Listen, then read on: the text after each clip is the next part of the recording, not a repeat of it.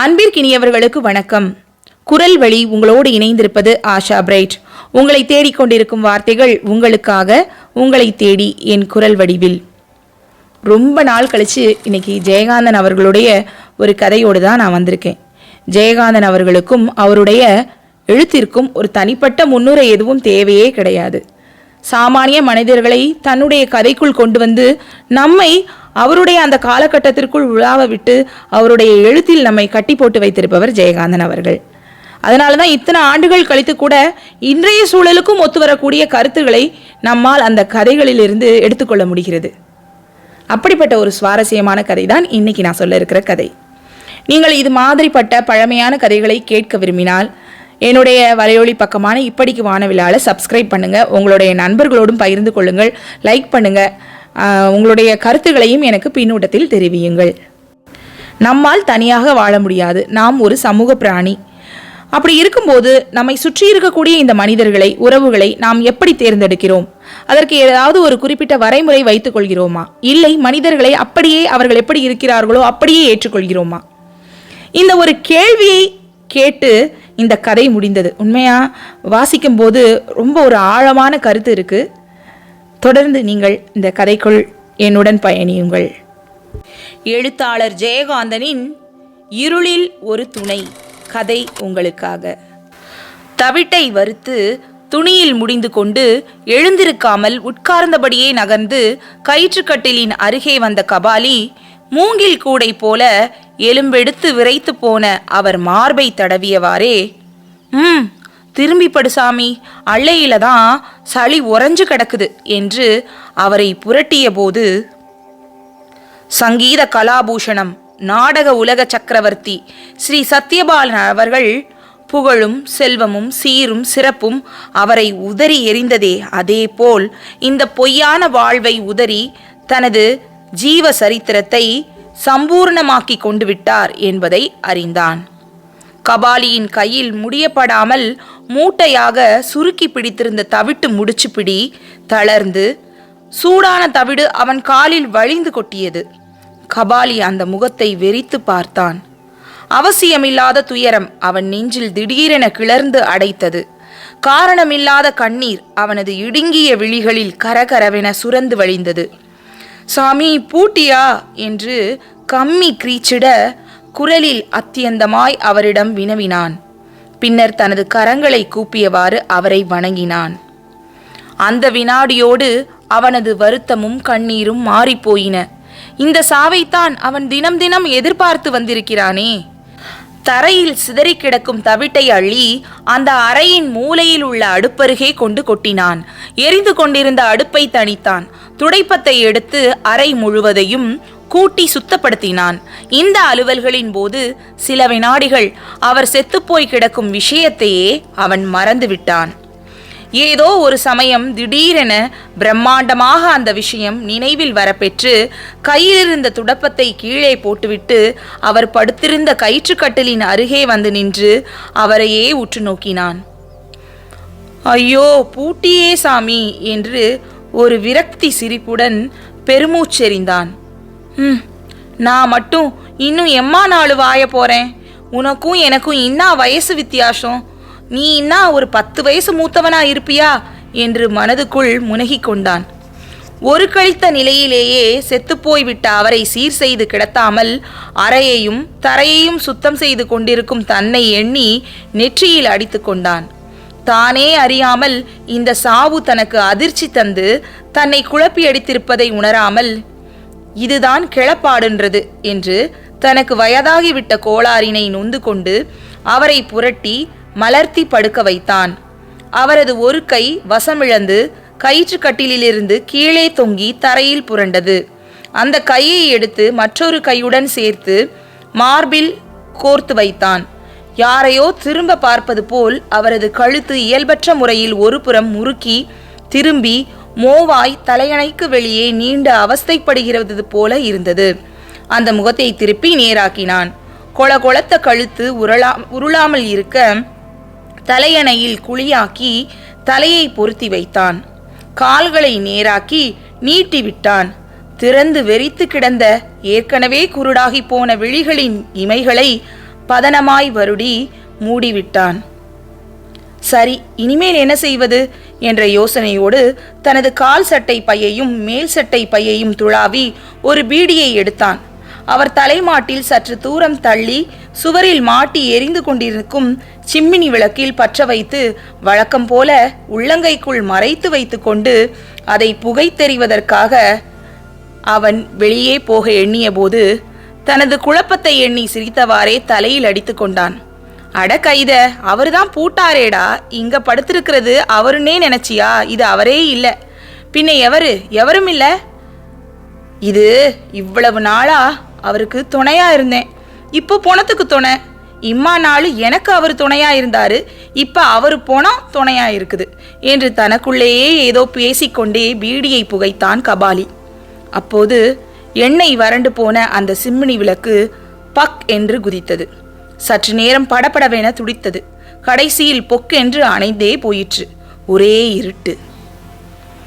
அந்த கயிற்றுக்கட்டிலின் அருகே அமர்ந்து பீடியை புகைத்து கொண்டு விடியலுக்காக காத்திருந்தான் கபாலி. அந்த பழங்கால வீட்டின் ஓட்டு கூரையில் எலி ஒன்று கரண்டி கரண்டி அவன் தலையில் மண்ணை கொட்டியதால் சற்று இடம் மாறி அமர்ந்தான். திடீரென்று ஏதோ ஒரு சமயம் அவர் செத்து போய்விட்டார் என்ற ஞாபகம் நெஞ்சில் ஆழமாக கீறி அவனை வருத்தமூட்டியது. இருளில் அவர் படுத்திருக்கும் இடத்தை அவன் வெறித்து பார்த்தான்.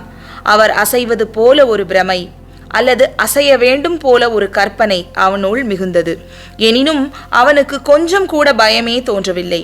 பயப்படுகிற வயதெல்லாம், அதுவும் சாவை கண்டு பயப்படுகிற வயசையெல்லாம் அவன் தாண்டி வந்து விட்டான்.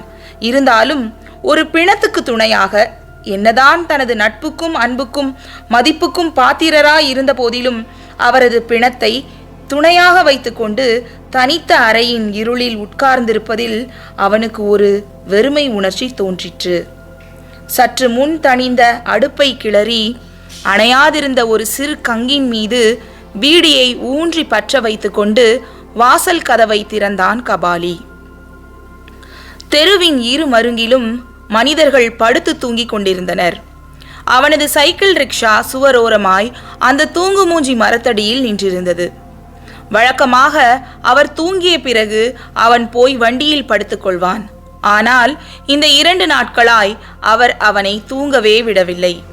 இரவெல்லாம் மார்பு வலி, இருமல், புலம்பல் என்று எல்லாம் அடங்கி போயிற்று. அவரது தொந்தரவு இல்லை, எனினும் அவனால் தூங்க முடியவில்லை. கபாலி கதவை திறந்து வைத்து கொண்டு வாசற்படியாக போடப்பட்டிருந்த அந்த கருங்கலின் மீது உட்கார்ந்து கொண்டு பீடி புகையை ஊதியவாறு வானத்தை வெறித்து பார்த்தான்.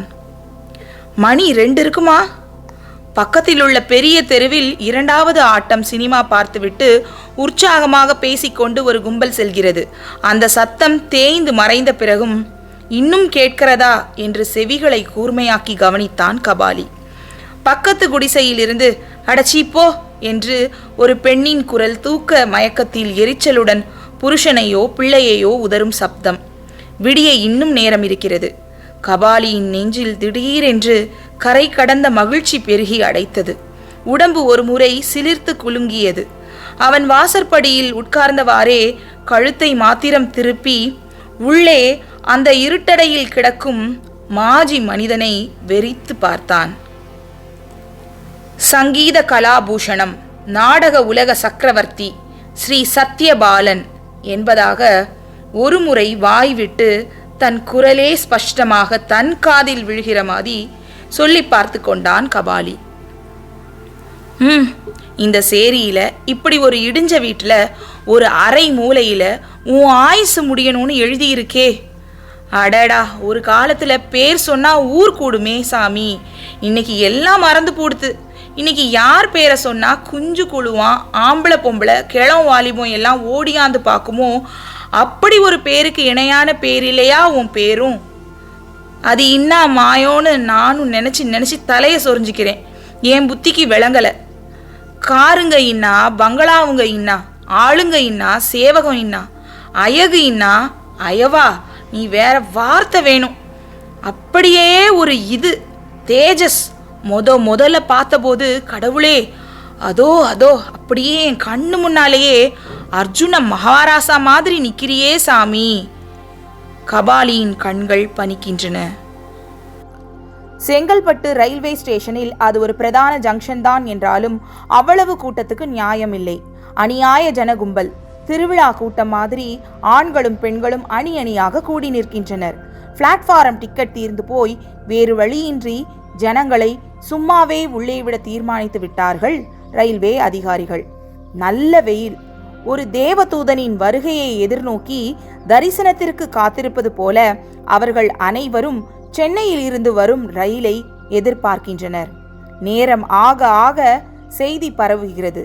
செய்தி பரவ பரவ 4 திசைகளில் இருந்து ஆண்களும் பெண்களும் வெறி மிகுந்தவர் போல ஓடி வருகின்றனர்.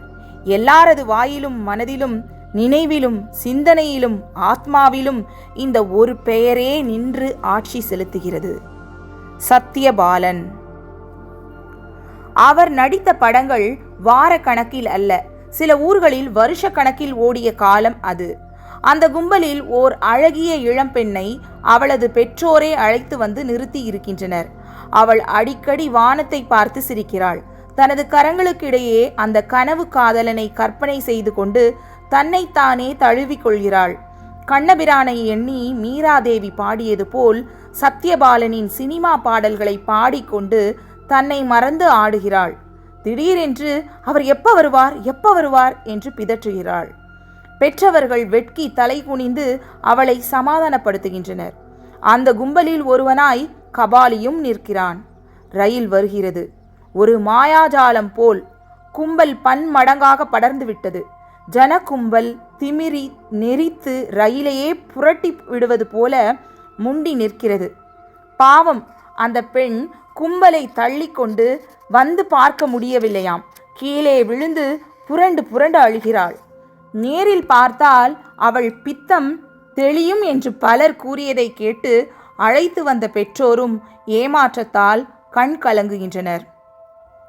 இந்த வேடிக்கையை பார்த்து கொண்டிருந்தால் தானும் இப்படி ஏமாற நேரிடும் என்றுணர்ந்த கபாலி கும்பலை விலக்கி தள்ளிக்கொண்டு உள்ளே நுழைந்து அந்த முதல் வகுப்பு பெட்டி அருகே வந்து நிற்கிறான். ஆனால் சத்யபாலனோ தரிசனம் தருவதற்கு சித்தம் இறங்கவில்லை போலும். அந்த முதல் வகுப்பு பெட்டியின் கதவுகளை உட்புறம் தாளிட்டு கொண்டு அழகிய வெல்வெட் தலையணைகளின் மேல் சாய்ந்து அவர் அனந்த சயனம் புரிவதை காணும் பாக்கியம் சிலருக்கே கிட்டியது. வினாடிக்கு வினாடி கூட்டத்திற்கு வெறி விஷம் போல ஏறுகிறது. ரயிலை விடமாட்டார்கள் போலிருக்கிறது. கார்டு ஓடி வந்து கண்ணாடி கதவில் தட்டுகிறார். கண்ணாடி கதவு பாதி திறக்கப்படுகிறது. கார்டு ஆங்கிலத்தில் கௌரவமாக ஏதோ கூறுகிறார். அப்போது அருகில் நின்று இருந்த சாஸ்திரியார் வயது 70க்கு மேலிருக்கும். பார்த்தாலே வணங்க தகுந்த தோற்றம். 2 கரங்களையும் கூப்பிக்கொண்டு வண்டிக்குள் தலை நீட்டி, சாமானியத்திலே கிடைக்கிற தரிசனமா, கொஞ்சம் பெரிய மனசு பண்ணி கதவண்ட வந்து நின்னேள்னா எல்லாரும் பாப்பா என்று கெஞ்சுகிறார்.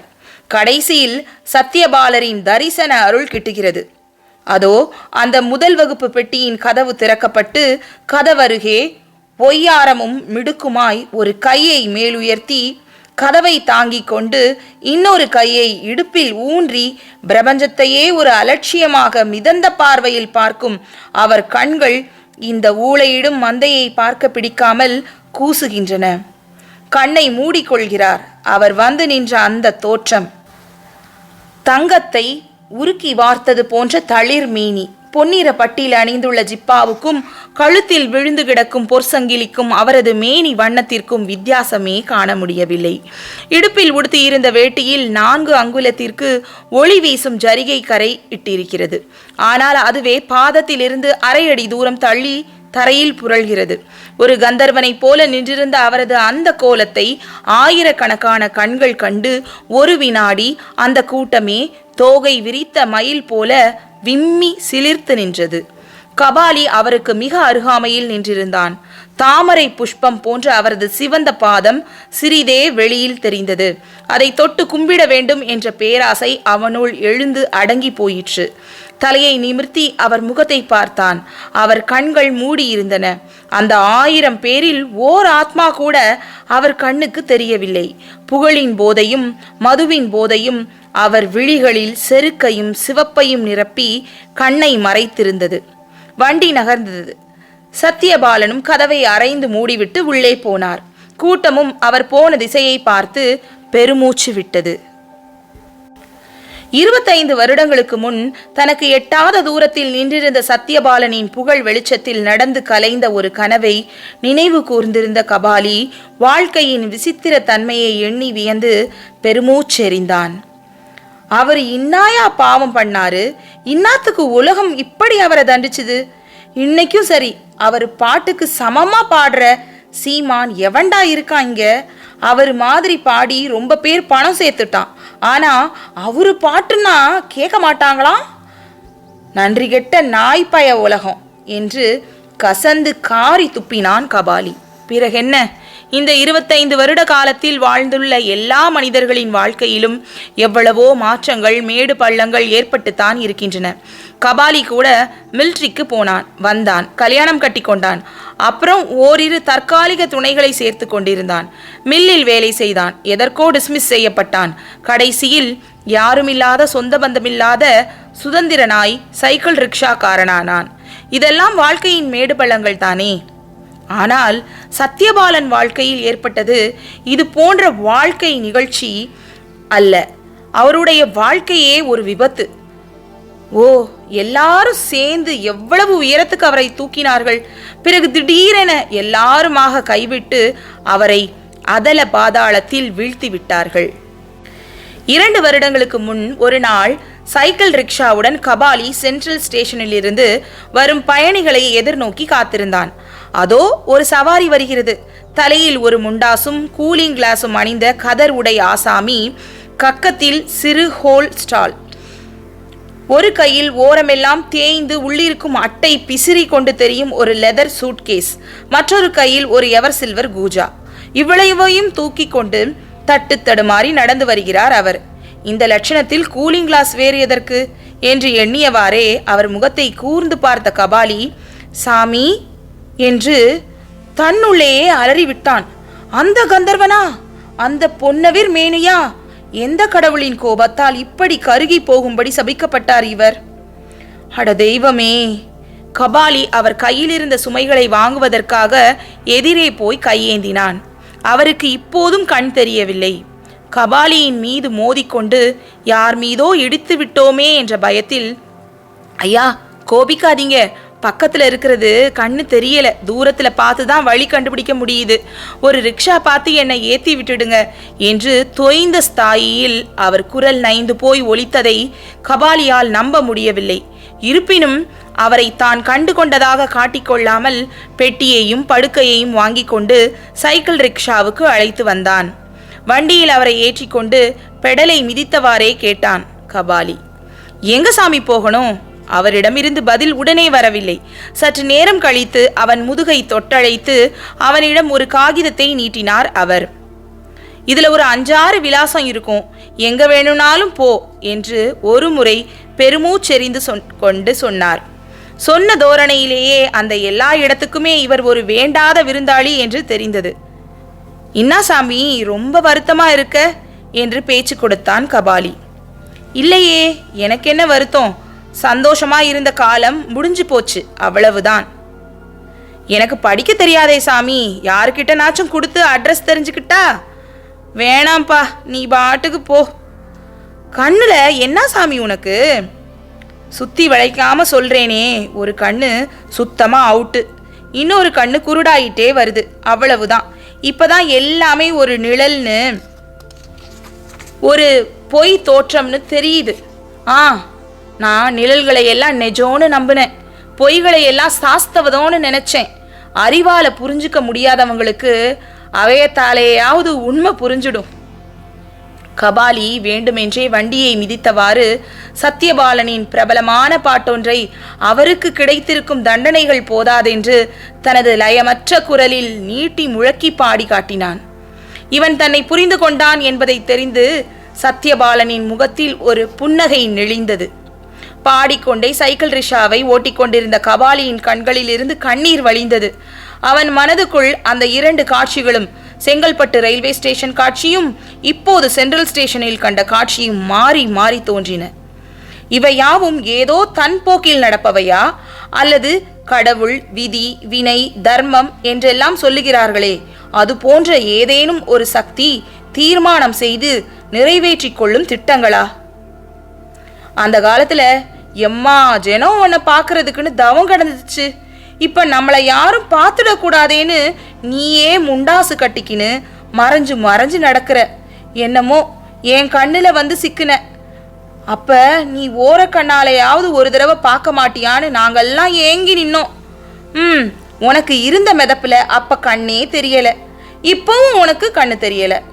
அட தெய்வமே, அதுக்காக இப்படி ஒரு தண்டனையா என்று மனதுக்குள் எண்ணி பெருமூச்செறிந்தான் கபாலி.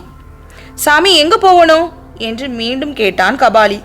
தெரியலப்பா என்று தனது திக்கற்ற நிலையை எண்ணி பெருமூச்சு விட்டார் சத்யபாலன். இன்னா சாமி, ரொம்ப களைப்பா இருக்கியே, நாஷ்டா பண்றியா? வேணாம்ப்பா. அப்ப வெறும் டீ மட்டும்? சரி, உன் இஷ்டம்.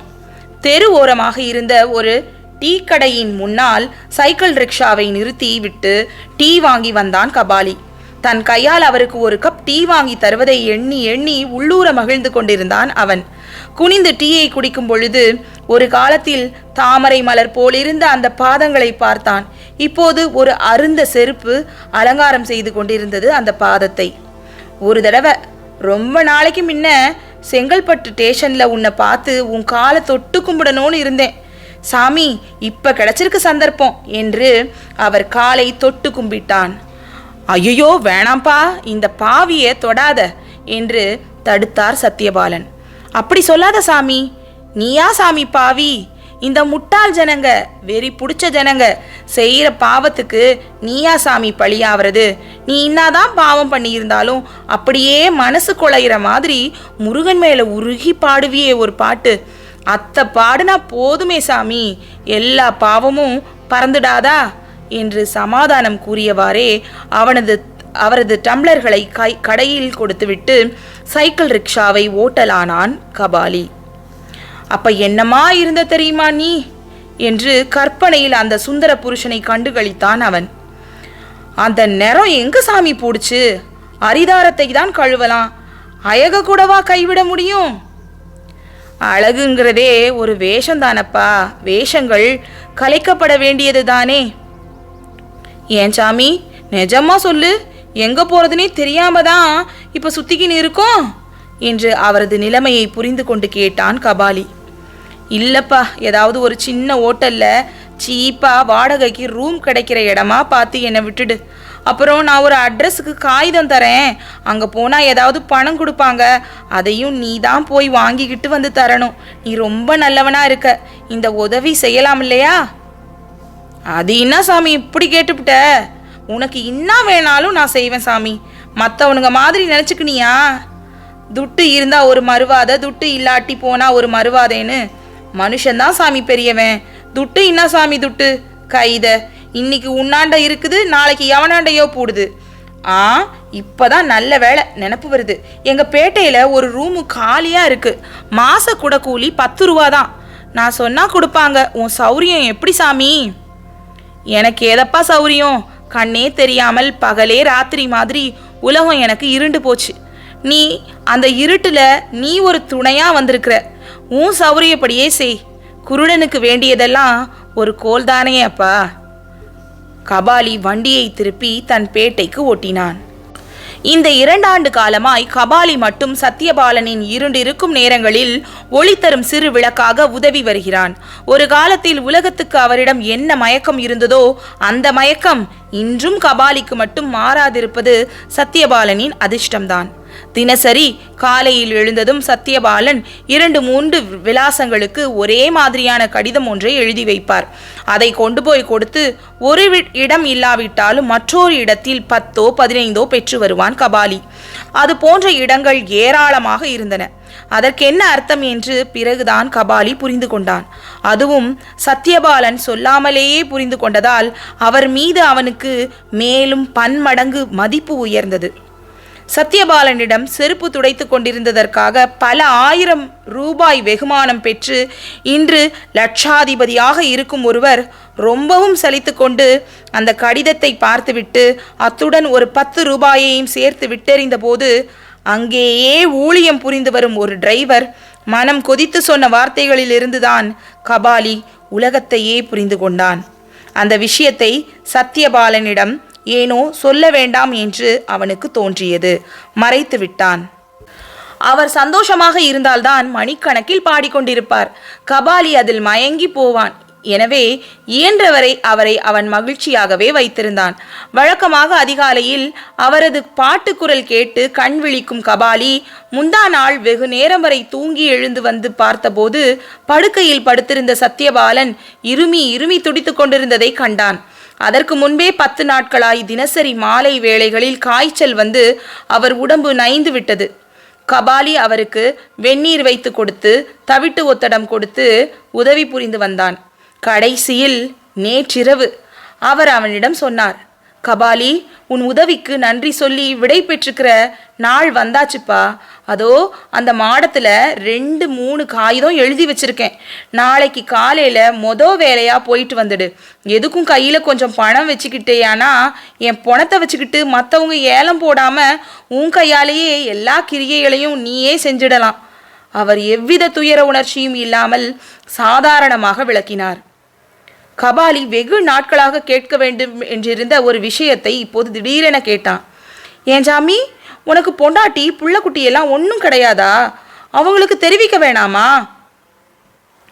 மூச்சு இழைக்க சற்று நேரம் மௌனமாய் இருந்த பின் சத்யபாலன் சொன்னார், இல்லாமல் என்ன, இருக்காங்க. அந்த காலத்தில் நான் அவங்கள மதிக்கலை, இப்போ அவங்களும் என்னை மதிக்கலை. அவங்களும் இந்த உலகத்தை சேர்ந்தவங்க தானே. எல்லாரும் உன்னை மாதிரி எனக்கு தெய்வமாக இருப்பாங்களா என்ன? அந்த காலத்தில் நான் உன்னை மதிக்கலைன்னு தெரிஞ்சும் நீ என்னை மதிக்கிறியே கபாலி என்று நினைப்பதை உணர்வதை சொல்ல வார்த்தைகளற்று குழம்பி அவன் கைகளை பிடித்து முகத்தில் ஒத்தி கொண்டார் சத்யபாலன். நான் செத்து போயிட்ட விஷயத்த நீ யாருக்குமே சொல்ல வேணாம். பணம் வாங்க போறியே அங்க கூட சொல்ல வேணாம். ஏன்னா உலகத்தை பொறுத்தவரை நான் ரொம்ப காலத்துக்கு முன்னையே செத்து போயிட்டவன். இப்ப நான் வாழுறது ஒரு இருண்ட வாழ்க்கை. இந்த வாழ்க்கையில நீ மாத்திரம்தான் எனக்கு துணை. உன்னை தவிர வேற யாருக்கும் நான் செத்து போயிட்டேங்கிறது ஒரு புதிய செய்தியா இருக்காது. தவிட்டை வறுத்து அவன் ஒத்தடம் கொடுத்து கொண்டிருந்த போதெல்லாம் அவர் இது மாதிரி ஏதேதோ பேசிக்கொண்டே இருந்தார். கடைசியில் பேச்சு நின்றது. பொழுது விடிய ஆரம்பித்தது. விடிந்த பிறகு அறையில் பரவிய வெளிச்சத்தில் அவன் அவரை பார்த்தான். அவர் நிம்மதியாய் நிரந்தரமாய் துயின்று கொண்டிருந்தார். போர்வையை இழுத்து அவர் முகத்தை மூடினான். மாடத்தில் அவர் எழுதி வைத்திருந்த அந்த யாசக கடிதங்களை எடுத்துக்கொண்டு அவரை அறையின் தனிமையில் விடுத்து அறை கதவை இழுத்து பூட்டிவிட்டு வெளியேறினான். தூங்குமூஞ்சி மரத்தடியில் நின்றிருந்த சைக்கிள் ரிக்ஷாவில் ஏறி மிதித்தான். பெரிய தெருவுக்கு வந்தபோது ஒரு வீட்டின் முன்னே 2 அலமாரிகளை வைத்து கொண்டு நின்ற ஒருவர் கபாலியை கைத்தட்டி நிறுத்தினார். சவாரி வரியாப்பா, திருவல்லிக்கேணிக்கு போகணும், 2 ட்ரிப்பா அடிச்சிடு. என்ன கேட்குற? கபாலி யோசித்தான். சத்யபாலனின் ஈமச்சடங்கையாவது யாசக பணத்தில் அல்லாமல் உழைத்து சம்பாதித்ததில் நிறைவேற்றலாமே என்று அவனுக்கு தோன்றியது. கொடுக்கிறத குடுசார் என்று சட்டை பையிலிருந்த அந்த யாசக கடிதங்களை எடுத்து கிழித்து எறிந்தான் கபாலி. இருளில் ஒரு துணை கதை எப்படி இருந்தது? உங்களுக்கெல்லாம் பிடிச்சிருந்ததா? கதை எப்படி இருந்தது? உங்களுக்கெல்லாம் பிடிச்சிருந்ததா அப்படின்ற என்னுடைய இந்த கேள்விகளுக்கு முன்பாகவே இந்த கதையை நான் வாசித்து முடித்ததும் நிச்சயமாக உங்கள் மனதை ஒரு கேள்வி ஊடுருவி துளைத்திருக்கும். எனக்கு அந்த உணர்வு ஏற்பட்டது. நீங்களும் கண்டிப்பாக அதை ஃபீல் பண்ணியிருப்பீங்க அப்படின்றது எனக்கு தெரியுது. இது போன்ற கிளாசிக்கான கதைகளை கேட்பதற்கு இப்படிக்கு வானவில்லால் வலையொலி பக்கத்தை சப்ஸ்கிரைப் பண்ணிக்கோங்க. நிறைய பேர் சப்ஸ்கிரைப் பண்ணாமல் கேட்குறீங்க. நீங்கள் சப்ஸ்கிரைப் பண்ணிவிட்டு உங்களுடைய நண்பர்களுக்கும் பகிர்ந்து உங்களுடைய கருத்துக்களையும் எனக்கு பின்னூட்டத்தில் எல்லாம் சொன்னீங்கன்னா எனக்கு இன்னும் உற்சாகமாக இருக்கும். மேலும் இது போன்ற கதைகளை நான் தொடர்ந்து பதிவேற்றம் செய்வேன். உங்கள் நண்பர்களிடமும் பகிர்ந்து கொள்ளுங்கள். தொடர்ந்து இணைந்திருப்போம், மகிழ்ந்திருப்போம், நிறைந்திருப்போம். நன்றி.